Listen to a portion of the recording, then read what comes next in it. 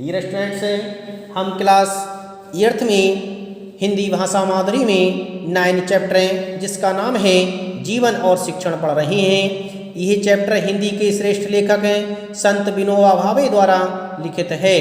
संत विनोबा भावे का जन्म 1895 ईस्वी में महाराष्ट्र के गगोदा नामक गांव में हुआ था। आचार्य विनोबा भावे हिंदी के श्रेष्ठ लेखक माने जाते हैं।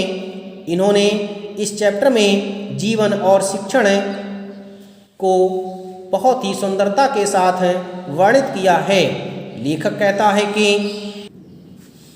हमें राम लक्ष्मण और गुरु विश्वामित्र का उदाहरण बच्चों के सम्मुख प्रस्तुत करना चाहिए। उन्हें बताना चाहिए कि किस तरह से राम लक्ष्मण और गुरु विश्वामित्र का मार्गदर्शन रहा था। राम लक्ष्मण का गुरु विश्वामित्र ने किस तरह से मार्गदर्शन किया था, इसका हमें उदाहरण उनके सम्मुख प्रस्तुत करना चाहिए। विश्वामित्र यज्ञ करते थे, उसकी रक्षा के लिए उन्होंने दशरथ से लड़कों की याचना की थी। याचना का अर्थ होता है मांगना।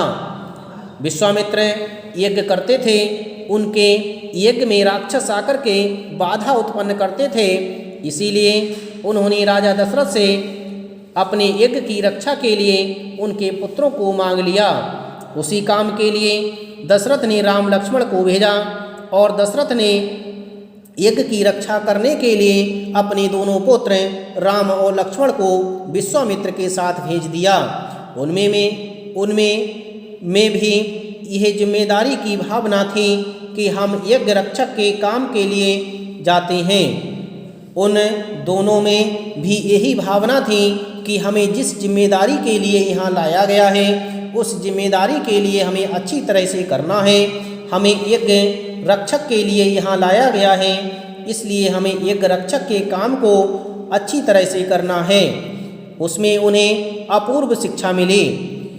पर यह बताना हो कि राम लक्ष्मण ने क्या किया तो कहना होगा कि यज्ञ रक्षा की। लेखक कहता है कि यदि इसमें प्रश्न किया जाए कि राम लक्ष्मण ने वहाँ जाकर के क्या किया, तो इसका जवाब यही होगा कि उन्होंने वहाँ जाकर के यज्ञ की रक्षा की। शिक्षण प्राप्त किया नहीं कहा जाएगा, उन्होंने वहाँ पर जाकर के शिक्षा प्राप्त की थी। गुरु विश्वामित्र ने उन्हें अस्त्र शस्त्रों की शिक्षा दी थी। इस बात का ज्ञान यहाँ नहीं कराया जाएगा, इस बात को नहीं कहा जाएगा, केवल इतना ही कहा जाएगा कि उन्होंने वहाँ जाकर के यज्ञ की रक्षा की। पर शिक्षण उन्हें मिला जो मिलना ही था। शिक्षण कर्तव्य का, कर्म का आनुषंगिक फल है। जो कोई कर्तव्य करता है उसे जाने अनजाने यह मिलता है। लेखक कहता है कि शिक्षण कर्तव्य और कर्म का फल माना जाता है। जो कर्तव्य करता है उसे जाने अनजाने में ये फल अवश्य प्राप्त हो जाता है।